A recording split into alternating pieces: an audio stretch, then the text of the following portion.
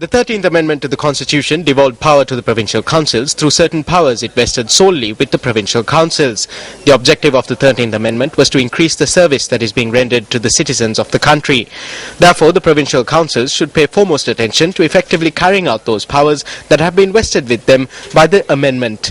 The subject of rural development is one such power that was vested solely with the provincial councils. Therefore, provincial councils should establish the Rural Development Charter if they are to effect this power.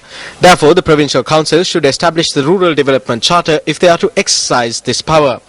In this backdrop, the Central Provincial Council has not developed a charter, even though the Provincial Council has been in existence for over 25 years. However, like preparing the birth certificate before the birth of the child, this Provincial Council established a department for this purpose. We had highlighted on previous occasions, quoting the queries raised by the Auditor General's Department, that this Rural Development Department was functioning in blatant violation of the principles of good governance. Of the 25 years that this council has been in existence, the Chief Minister, who was in office for more than 10 years, highlighted the need to establish this charter after Action TV highlighted the need for the same on 5 occasions. This was notified to the Secretary of the Provincial Rural Development Ministry on the 12th of February this year. In the wake of the Chief Minister making this request to the Provincial Rural Development Ministry, the Governor of the province on the 13th of March notified Action TV of the need to have this charter in place.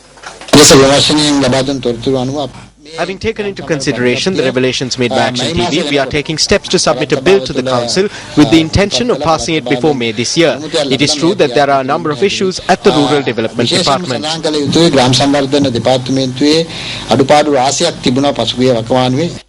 The question arises as to whether the absence of a charter lies with the department or with Provincial Council, as up to now this bill has not even been submitted.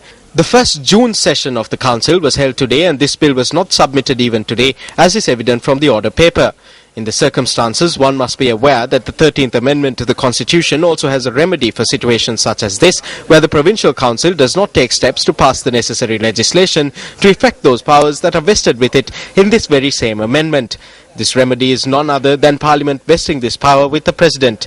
It should be noted that the President cannot acquire this power on his own, and that the Parliament should vest this power with the President after having considered the situation.